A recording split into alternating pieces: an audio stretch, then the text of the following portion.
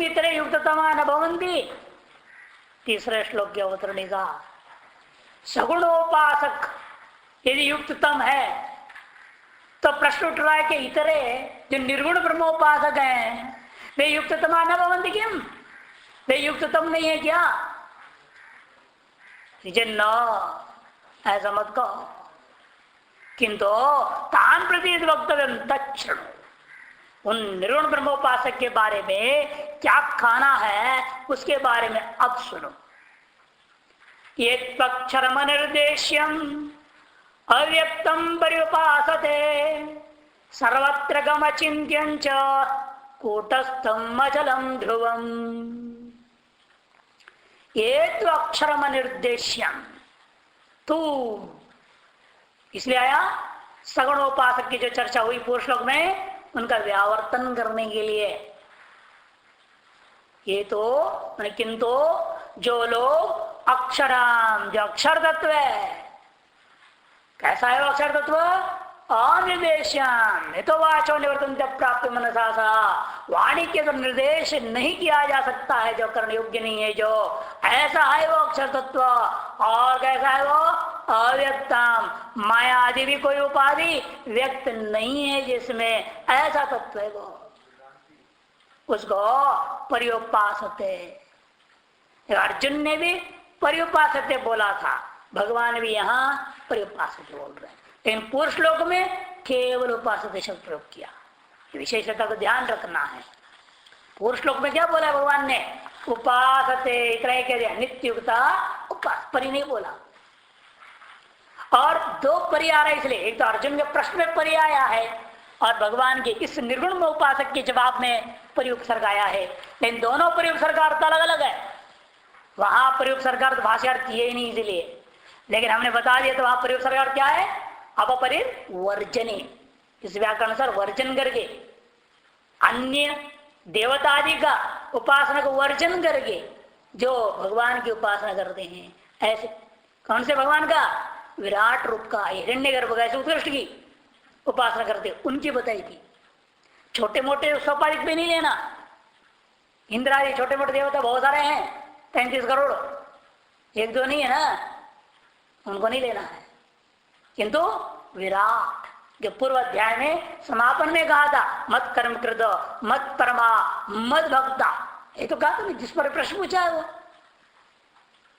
इसीलिए उस प्रश्न के अनुरूप प्रश्न के लिए हम क्या कहना पड़ेगा? अन्य देवता आदि की उपासना को छोड़कर जो विराट या हिरण्यगर्भ अंतर्यामी सूत्रात्मा ईश्वर की उपासना करते हैं, वो वहां पूछा, वो कहा परिकर अन्य का वर्जन। यानी यहाँ परिकार तो नहीं, वर्जन किसका वर्जन करेंगे? यहाँ परिकार समन्ततः सर्वतः यावद उपासते करता। भाष्य में स्पष्ट करेंगे, परि की व्याख्या करेंगे जानकारी इसलिए भाष्य परि की अर्थ करेंगे यहाँ पर। सर्वत्र गम अचिंत्य, और कैसा है वो अक्षर तत्व? सर्वत्र गम कर दिया, सर्वत्र व्यापक है, लेकिन उसका चिंतन भी नहीं कर सकती आप। सगुण साकार स्वरूप वस्तुओं में चिंतन हो सकता है, निर्गुण निराकार अनिर्देश शब्द है, सर्वत्र व्यापक है, उसका चिंतन कैसे करोगे आप? इसलिए वो अचिंत्य है। लेकिन यही विचित्रता है, आप बहुत समझने की बात है। आप कहते हो अचिंत्य, फिर कर निर्गुण उपासना भी है। उपासना का मतलब होता है चिंतन करना, फिर अचिंत्य का चिंतन ये कैसा हो सकता है? बड़ा प्रश्न उठेगा ना। जब आप कहते तो वाच्य निवर्तन प्राप्त मनसा, मन के तरफ प्राप्त नहीं कर सकते, मन का विषय नहीं हो सकता, इंद्रियों का विषय नहीं हो सकता, बोल भी नहीं सकते, अचिंत्य है वो, फिर कहते उसकी उपासना भी करो। ऐसे अचिंत्य अनिर्देश अव्यक्त सर्वत्र का अक्षर तत्व का उपासना करो। उपासना मतलब क्या होता है? निरंतर चिंतन करना, मन अचिंत्य का चिंतन करने को कह रहे हैं आप। यह कैसा हो सकता है? चिंत्य का चिंतन तो संभव है, लेकिन अचिंत्य का चिंतन कैसे संभव है? यही सबसे बड़ा कठिनता है। कहते वाक्य में पहले आप लोगों ने बहुत पहले समझाया, पंचदशी में भी सब जगह, संवादी भ्रम और विसंवादी भ्रम दो प्रकार की भ्रांति है। दोनों भ्रांति है, एक भ्रांति सफला है, दूसरी भ्रांति विफला है या नहीं? यहां भी वही समझना, अचिंत्य चिंतन सफल भ्रांति है, चिंत्य चिंतन विफल भ्रांति है। क्योंकि चिंत्य कौन होगा? चिंत्य कौन है? जितने सवर्ण पदार्थ, उसकी चिंतन करके क्या मिलेगा आपको? अंत में वह चिंत्य वस्तु मिलेगा, सवर्ण पदार्थ ही मिलेगा, माने अनित्य फल मिलेगी, नित्य फल नहीं मिल सकता। और अचिंत्य का चिंतन करेंगे तो क्या होगा? हम अचिंत्य तत्व को ही प्राप्त कर जाएंगे, तो मोक्ष मिल जाएगा। यद्यपि दोनों चिंतन नहीं है, चिंतन क्या है? वह भ्रम है, अविद्या का विषय, अज्ञान का विषय, वृत्ति का मामला है ना चिंतन। इसे संवादी भ्रम क्या है? दृष्टांत ही था ना, दो जगह से रोशनी आ रहा है, उस रोशनी को दो चोरों ने देखा और दोनों ने समझा दोनों जगह हीरा है। रात का समय, खिड़की या किस छिद्र से आ रहा है प्रकाश, तो दोनों ने उसको क्या समझा? हीरा समझा। और दोनों जगह गए अपने अलग अलग। एक को हीरा ही मिल गया, दूसरे को दीपक जलता हुआ मिला। दोनों समझे क्या थे? हीरा। एक मिला, एक को हीरा। यदि दोनों प्रकाश में भ्रांति कर रहे, हीरे का प्रकाश मान लिया है दोनों ने, किसी को हीरा तो दिखा नहीं था ना, दोनों ने हीरे का प्रकाश मान करके इस प्रकाश का अनुसरण करूंगा तो मुझे हीरा मिलेगा, ये सोचा उन्होंने। लेकिन देखा क्या था उन्होंने? प्रकाश को, किरण को देखा है, उसमें हीरे का किरण, ऐसा भ्रम है। उस भ्रम को लेकर चला एक ने, उसको हीरा मिल गया। दूसरा हीरे का किरण समझ के गया, भ्रम से उसको नहीं मिला। इस तरह से यहां पर भी चिंतन तो सामर्थ्य चिंतन है, वो भ्रम है। किरण तो किरण था, किरण क्या है? भ्रांति थी। एक भ्रांति फल प्रदान किया। एक प्रकार के चिंतन आपको सगुण ब्रह्म को पहुंचा देगा, दूसरा चिंतन निर्गुण में पहुंचाता है। इसलिए अचिंत्य चिंतन क्या है? ये संवादी भ्रम है। चिंत्य चिंतन विसंवादी भ्रम है। तो वो प्रश्न रह गया, लेकिन अचिंत्य चिंतन हम कैसे कर सकते हैं? कहते अचिंत्य चिंतन शास्त्र के आधार पर होगा।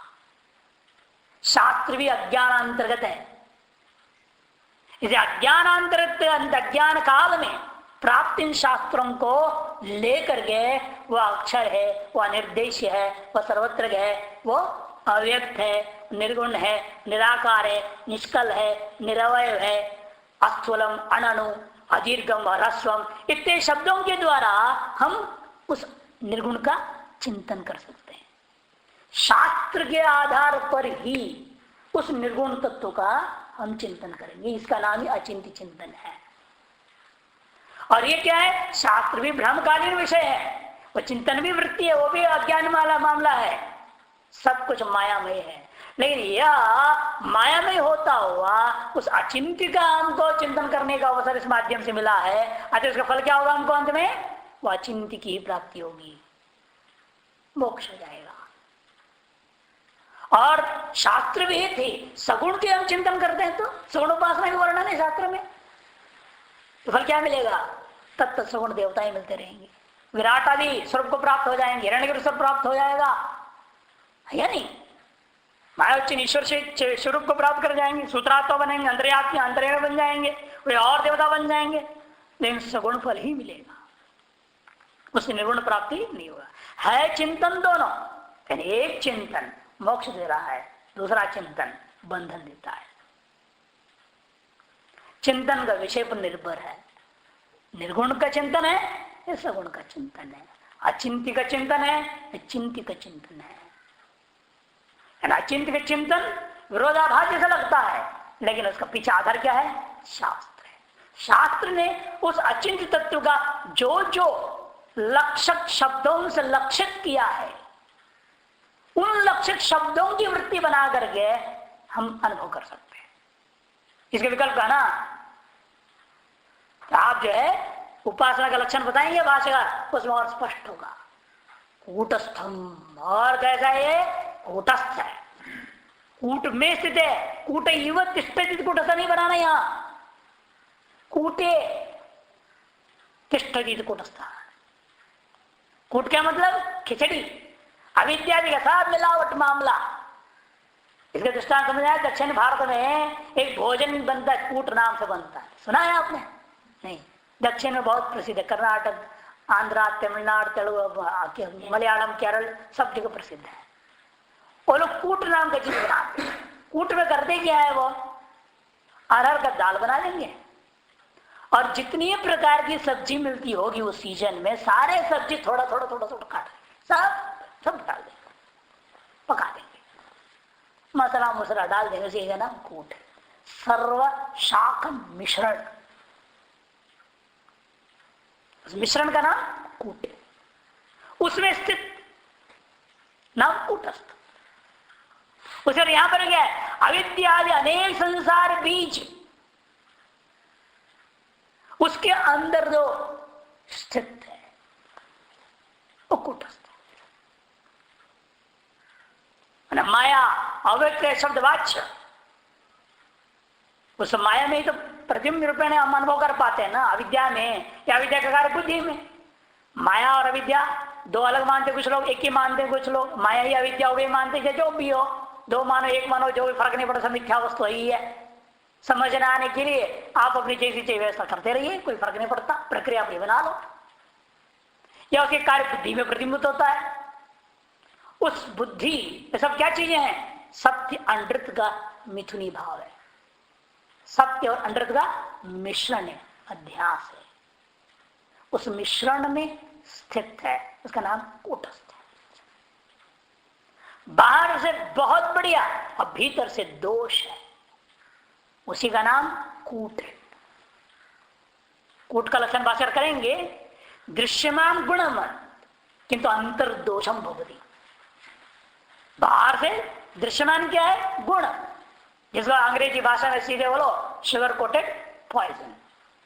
बाहर से मीठा मीठा मीठा मीठा बोलते रहेंगे और भीतर से पूरा जहरीले होते हैं। पता नहीं उनके अंदर क्या भावना है क्या नहीं, बाहर से प्रकट कभी नहीं हो पाता है। छली कपटी ये सब लोग क्या है? ऐसे ही होते हैं, बाहर से गुणवान लग रहे हैं, भीतर से पूरा दोष है। ऐसे का नाम कूट है। ये कूट साक्षी है, लोक व्यवहार में होता है कूट साक्षी है। ये मैं बाहर से बड़ा मीठा बोल रहा है, अंदर से उल्टा है। और कई आजकल जितने भी कोर्ट कचहरी में क्या कूट साक्षी को ले जाता है, उन्हें कुछ पता ही नहीं रहता, पढ़ा देते हैं वकील, ऐसे बोलना, वैसे बोलते हैं जाकर, सच बोलते ही नहीं। अंदर से जानते जब मैं बोल रहा हूं सच झूठ बोल रहा हूं, अब बाहर से देखने में सच बोल रहा, कसम खा लेता है, सब कुछ करता है। जब बाहर से मीठा है, लग रहा है सच बोल रहा है, लेकिन अंदर से खुद जानता है कि हम झूठ बोल रहे हैं, उसे कूट साक्षी बोलते हैं। कूट रूप है ये रूप कैसा है? कूट रूप है, नहीं समझ में आ रही है क्या है ये, अनेक रंग मिला हुआ है, पता नहीं चल पाता है। अमुक रूप वाला एक रंग का नाम नहीं ले सकते आप उसमें, इसको हम क्या कहते हैं लोक व्यवहार में? कूट रूप है। कूट रूप, कूट साक्षी इत्यादि में से कूट शब्द प्रसिद्ध लोक में। उसी प्रकार से यहां से अविद्या आदि अनेक संसार बीज अंतर दोषवान होकर के मायावच्छिन्न या अव्याकृताद्यवच्छिन्न कह करके जो कहा जाता है, उसमें स्थित होने से इसका नाम कूटस्थ पड़ा। कूटस्थु अक्षर उच्चते 15वां अध्याय में कहेंगे ना, 16वें श्लोक में भी। अचलम ध्रुवम, और कैसा है वो? अचलम, अचलम वह अचल है। जो सोपाधिक होगा उसी में जो क्रिया होगी सक्रिय होगी, जो निष्क्रिय है तत्व उस चल कहां से होएगा? चल मने क्रिया है नहीं, चल मने सक्रियम, अचल मने निष्क्रियम। अतएव ध्रुवम, जब निष्क्रिय हो गया तो ध्रुव हो गया। जब निष्क्रिय क्रिया होगी तब ना उसमें गति होगी। क्रिया है तो गति है, क्रिया नहीं है तो ध्रुव है। जिसलिए वो निष्क्रिय है इसलिए वह ध्रुव भी है। हेतु भाव उधर से दे दिया गया।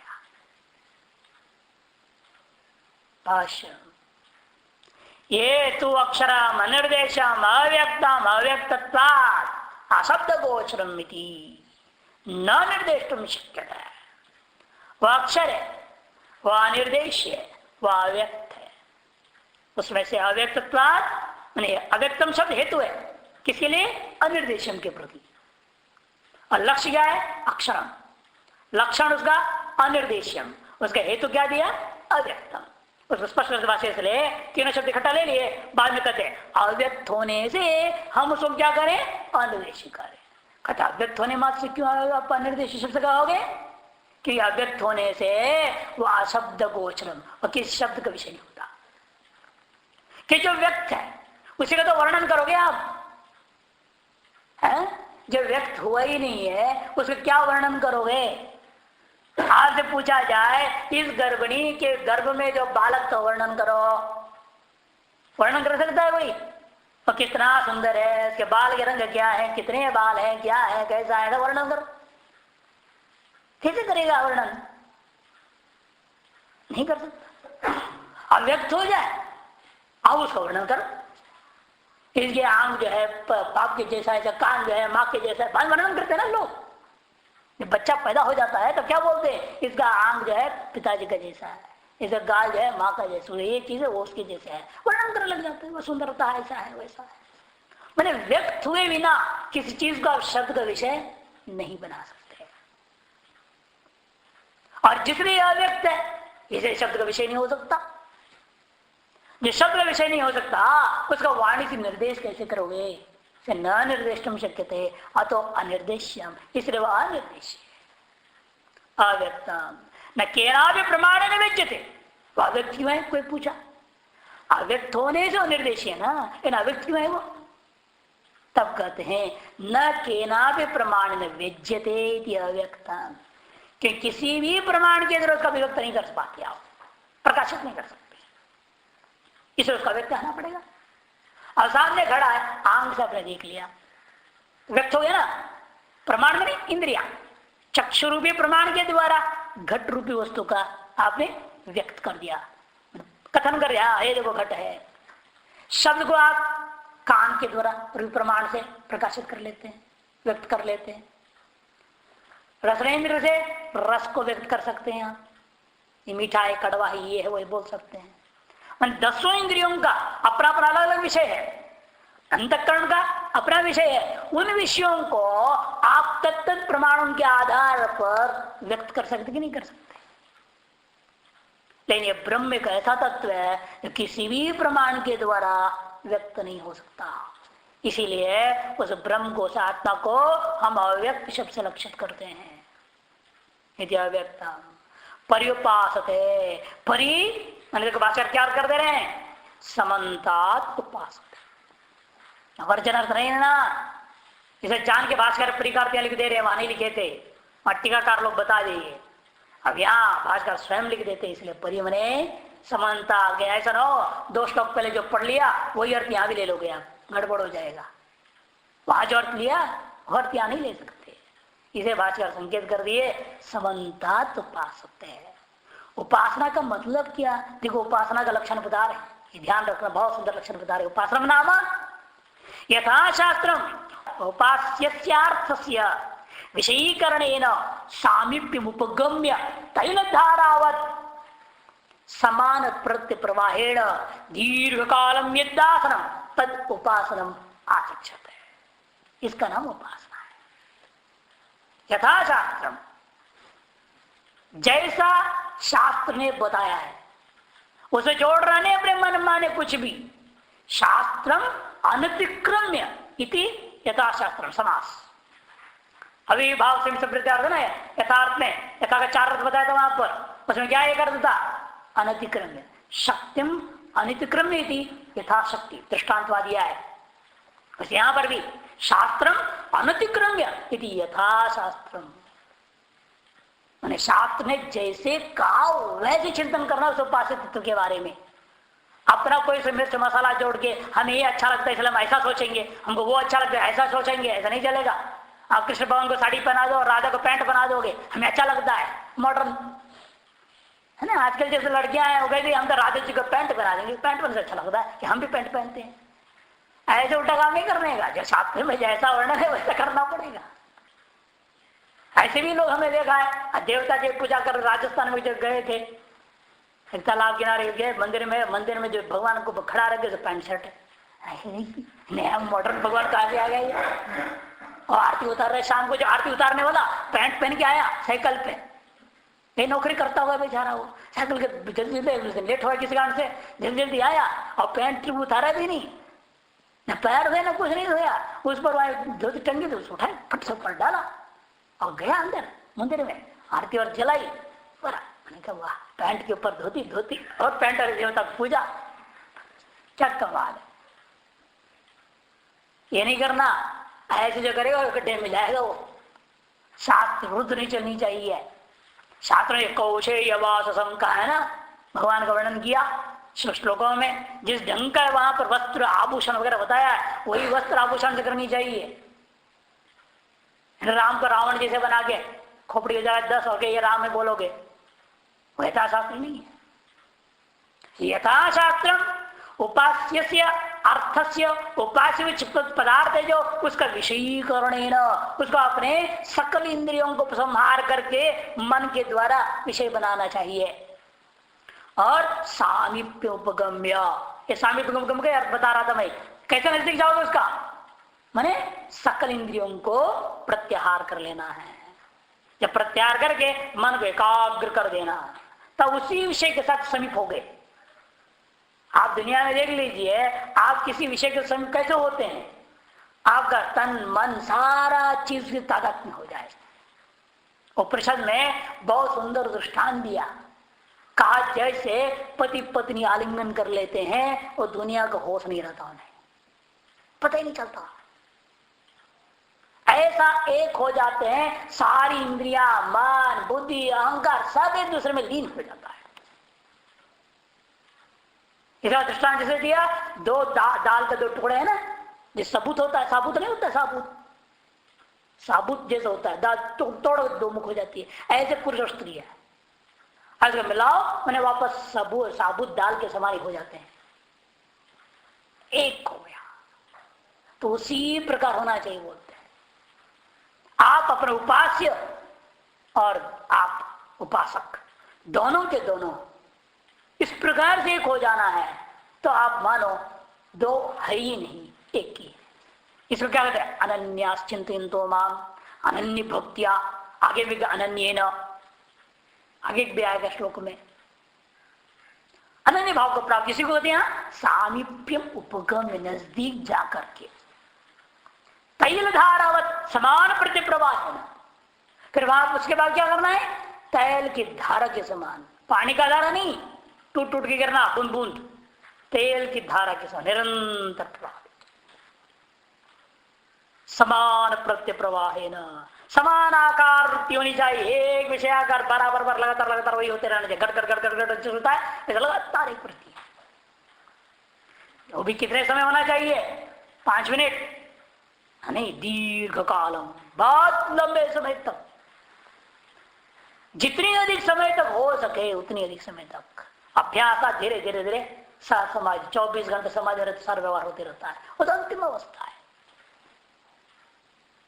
यदाश्रम ऐसा जो रहना है, उसी का नाम उपासना उच्चते है। ऐसी उपासना को समन्ता क्रियते, चारों तरफ से एक होकर के पूर्ण प्रत्याहार, धारणा, ध्यान सब हो रहा है, उसका नाम उपासना है।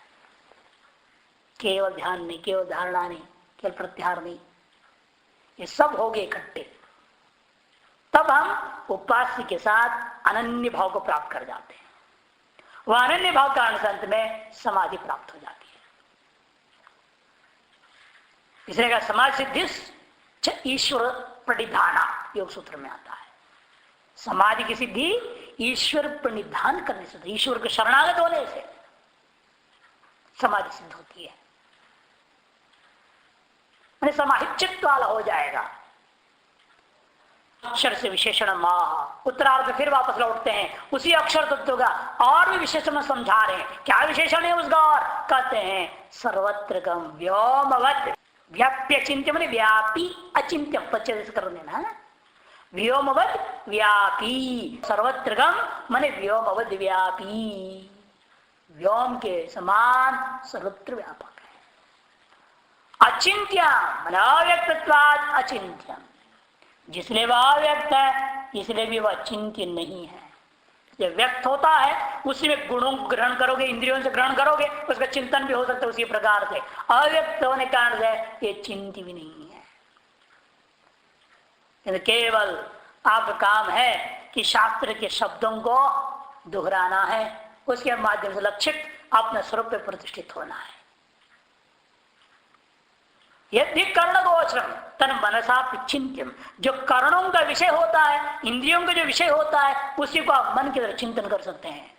तद विपरीत जो इंद्रियों का विषय ना है उसके ठीक विपरीत है ये, इसीलिए अचिंत्यम अक्षरम, ये अक्षर तत्व अचिंत्य कार्य।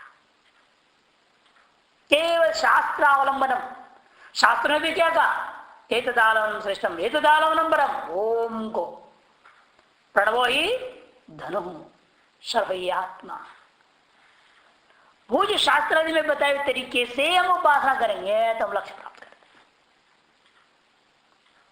कूटस्थ, कूटस्थ अहंकार कर रहे हैं। कूट का लक्षण क्या है, दृश्यमान गुणम अंतर्दोषम वस्तु कूटम, देखते हुए क्या दिखते हैं आपको, गुण दिख रहा है, लेकिन भीतर क्या है, दोष है। कई बार होता है आप सब्जी वगैरह लाते, बाहर से बड़ा सुंदर दिखता है, अंदर काटो तो कीड़े होते कि नहीं होते। सुंदर सेब दिखता है, अंदर का पूरा सड़ा होता है। विशेष रूपेण अनार में तो पूछो ही मत, अनार में ऐसे होता है, दिखता है बाहर से सुंदर, अंदर काटिए पूरा खराब, तो कूट है। दृश्यमान गुण अंतर्दोषम यद वस्तु तत्कूटम, कूट रूपम कूट साक्ष्यम इत्यादो कूट शब्द प्रसिद्ध लोके, जिस प्रकार से लोक में प्रसिद्ध है कूट रूप, कूट साक्षी इत्यादि में। तथा च यहाँ क्या लेना कूट से, इसलिए अविद्यादि अनेक संसार बीज अंतर्दोषवत माया अव्याकृता शब्द वाच्यतया मायांत प्रकृति विद्यात मायंत महेश्वर मम मायादृत इत्यादि प्रसिद्धम यत्तत्कूटम तस्मिन् कूटे स्थितम इति कूटस्थम। अविद्यादि अनेक संसार बीजम कर दिया, असत होता हुआ सत्य समान अवभाषित होने का नाम कूटे, और सद होता हुआ असत्य समान भाषित होना इसी का नाम कूट है। उल्टा भाषित होने का नाम कूट, सीधे सीधे दिखता कुछ है अंदर होता कुछ है ना, है वास्तव में सत्य और भाषित क्या हो रहा है, असत्य, और जो असत्य है और भाषित क्या हो रहा है, सत्य, इसी का नाम कूट है। और एक किसका काम है, माया। अविद्यादि अनेक संसार बीजम अंतर्दोषवत, ये भीतर दोष वाला है। इसको दूसरे शब्द में क्या कहते हैं, माया कहा जाता है। इसको अव्याकृत शब्द से कहा गया। बृहदारण्यक में मंत्र आता है तत्व्यव्याकृतम आसीत 147 बृहदारण्यक। वस्तुतः असत्यपि सत्य भासमानम में कूटम, निर्घंटी में दिया है कूटस्थम के आगे। अव्याकृता शब्द वाच्य है। श्रुतियों में क्या प्रमाण है, मायाम तो प्रकृति विद्या मायनंत महेश्वर, श्वेता श्वेत्र 4:10 मम माया दुरत्या, इसी गीता का 7:14 इत्यादो प्रसिद्धम इत्यादि प्रसिद्ध यत जो तत्कूटम, उसका नाम कूट है। तस्मिन कूटे, उस कूट में स्थितम इति कूटस्थम। माया में स्थित कैसे हो गया आत्मा, अरे आत्मा में माया कल्पित है और आप उल्टा करो माया में आत्मा है, कैसा हो गया। तब कहते हैं तद अध्यक्षतया, उसका साक्षी भाव से। आप इसका अध्यक्ष, शरीर का अध्यक्ष का मतलब हो गया इस शरीर का आप साक्षी है। अधिष्ठानतया, अधिष्ठान रूपेण वह चैतन्य उस माया का साक्षी है, उसको उसकी अध्यक्षता कर रहे बोलते अध्यक्षतया। अथवा दूसरी अर्थ करते हैं, कूट का राशि अर्थ लो, कूट में राशि, राशि रीवसितम इति कूटस्थम। कूट मने राशि, राशि रीवसितम इति कूटस्थम, कूट इव स्थितम इति कूटस्थम। अतएव अचलम, इसलिए वो अचल है। वो कूट इव तिष्ठति। कूट मने क्या लेना? निहाई, जो लोहा का होता है, आयरन, एनविल बोलते हैं अंग्रेजी में, जिस पर गर्म लोहा और को बांध ठोक ठाक करते हैं, फिर भी उसका कुछ बिगड़ता नहीं, वो कूट उसको कहा जाता है। उसके समान स्थित, निहाई के समान जो स्थित है, उसका नाम कूटस्थ। जिसलिए वह ऐसा है, इसलिए वो अचल है ब्रह्म। तस्मात् ध्रुवम नित्यम चर्चा, इसलिए ध्रुव है वह नित्य है। एतद्वैत दक्षरंगार की ब्राह्मणा अभिवदंती अस्थूलम मणन व रसम दीर्घम इत्यादि प्रधान परिषद प्रमाण इसमें 3:8:8। अज्ञान और उसके कार्य के अधिष्ठान, इसे कुटस्थम कर क्या लेंगे हम? अज्ञान और उसके जितना कार्य संपूर्ण का अधिष्ठान को कूटस्थ से कहा जाए। माया विद्या च स्वयमेव भवति। नीचे भाषा दे रहे हैं मंत्रों को। तदिदम तर्हि व्याकृतमासीत् माया च विद्या स्वयमेव भवति मायां तो प्रकृति विद्या मायनं तो महेश्वरम दैवी एषा गुणमणि मम माया दुरत्या इत्यादि अनेकों श्रुति स्मृति प्रमाण दे दिया। इसलिए उसको मन से ही अनुष्टव्य आत्मवृष्टव्य अनन्या चिंतयन्तो माम्। हे भक्त्या परिवासते, पहले कहा हुआ है ना सब, यदि भी अचिंत्य है फिर भी क्या करे? श्रुति कहती है मन से ही अनुष्टव्य आत्मवृष्टव्य श्रुत मंत्र विद्यास्तव्य अनन्या चिंतयन्तो माम्। अचिंत्य का तो कह रहा है चिंतयन्तो, और किस आधार पर? श्रुति आधारित होकर करना पड़ता है। दृश्य तो अगर आप बुद्धिया सूक्ष्म है, सूक्ष्म दृश्य भी, शास्त्र योनिकता ब्रह्मसूत्र भी कहता है। शास्त्र है योनि मैंने कारण है, प्रमाण है जिसका जानने के लिए। ध्येय और ज्ञेय में अंतर है। सगुण उपासना में ध्येय होता है और निर्गुण उपासना में ज्ञेय होता है। ध्यान का विषय में त्रिपुटी आएगी और यहां त्रिपुटी आरंभ में होता है, लेकिन अंत में ज्ञान मात्र शेष हो जाता है। न ज्ञाता है न ज्ञेय है। शुरू जब करते हैं हम शास्त्र लेकर के, ओम आदि आलमन को लेकर के, तब आप क्या है? उस ब्रह्म को जानना चाहते हैं ओम आदि साधनों के द्वारा। आप जानने वाले हैं किसको? ब्रह्म रूपी जानने योग्य वस्तु को, और जानना रूपी क्रिया होगी, है या नहीं? ये त्रिपुटी बाद लग रहा है, लेकिन अंतर क्या है? सगुण में त्रिपुटी अंत तक बना रहता है। बाद में भी आप भगवान अलग है, आप अलग है, ध्येय अलग है, वो आप अलग है नहीं। लेकिन ज्ञेय कोटि में ऐसा नहीं, और ज्ञेय और ज्ञाता अभिन्न होकर के ज्ञान स्वरूप मात्र शेष रह जाता है। क्यों? क्योंकि ज्ञेय और ज्ञात दो भिन्न वस्तु है ही नहीं। जो ज्ञाता है वही ज्ञेय है, जो ज्ञेय वही ज्ञाता है। जीव ही ब्रह्म, ब्रह्म ही जीव, जीव ब्रह्म ऐक्य। अतएव वहां में विशेष क्या बचा? केवल ज्ञान स्वरूप बच जाता है। इत्यादि प्रसिद्धा में तत्कोटा में कह इसलिए वो ध्रुव है। संयम्येन्द्रिय ग्रामम सर्वत्र समबुद्धय ते प्राप्नुवन्ति मामेव सर्वभूत हिते रताः। पूर्व श्लोक में ये आया था, जो लोग, किंतु जो लोग अक्षर आदि का पर्युपासते ते मामेव प्राप्नुवन्ति।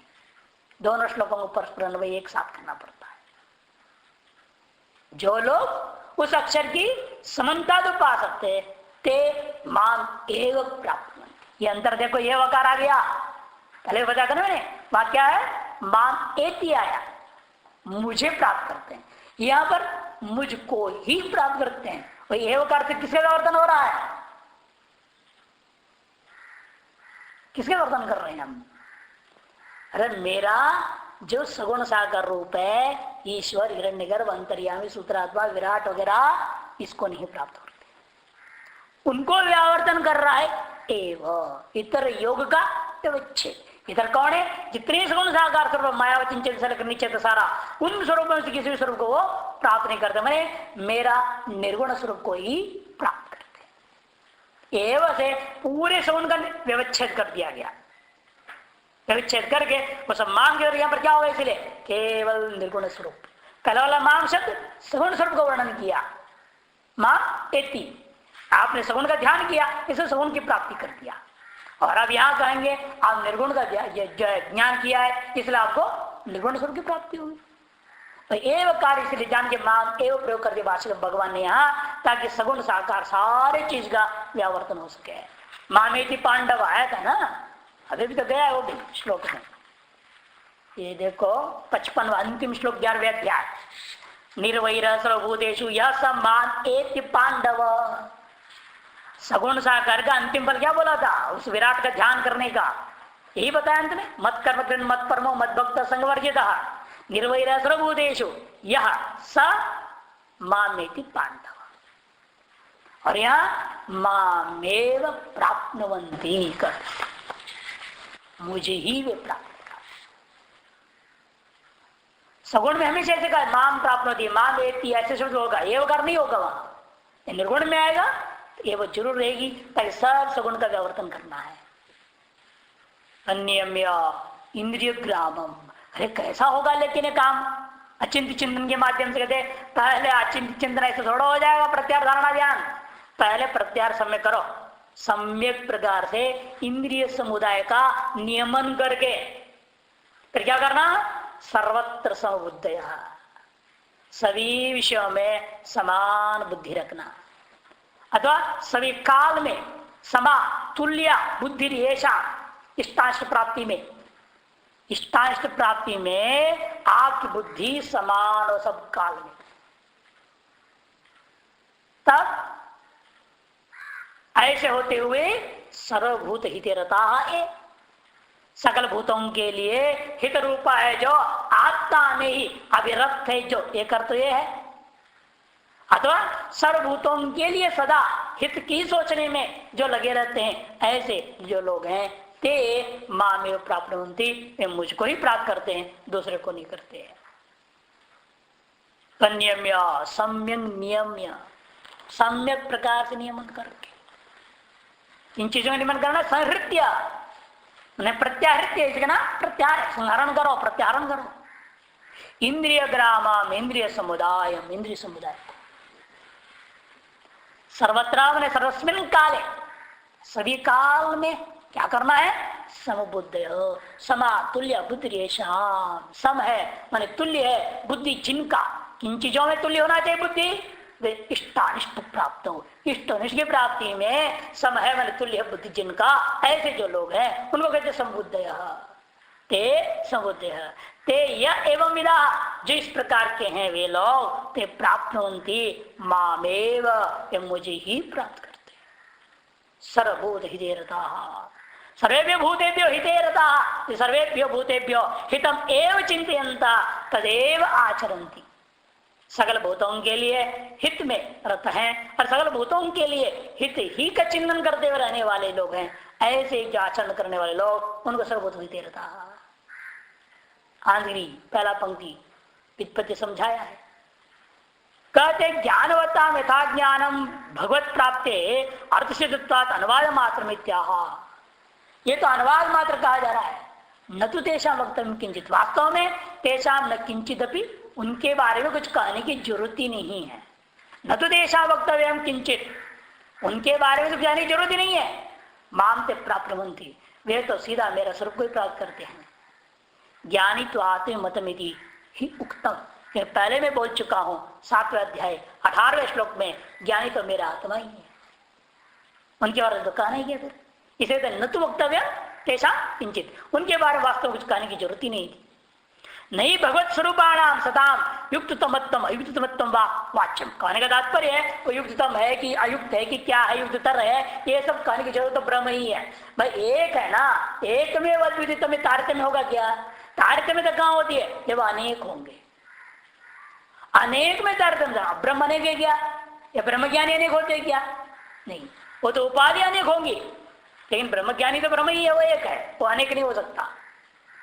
अतएव कह रही है कि उसके बारे में कह ही नहीं सकते हम कि युक्ततम है कि अयुक्ततम है, युक्ततर है, युक्त क्या है, तो कुछ भी कह नहीं सकते, क्योंकि वो एक में द्वितीय स्वरूप को प्राप्त कर गया, भगवत स्वरूप को प्राप्त कर दिया है। ऐसे प्रश्न के बारे में ये युक्त में या अयुक्त में प्रश्न भी उठता नहीं है। ऐसा प्रश्न जो हुआ है, जिसे पहले समझा चुका हूं, वो अज्ञान के मामले में ही सारा प्रश्न हो सकता है, ज्ञान के मामले में प्रश्न नहीं हो सकता।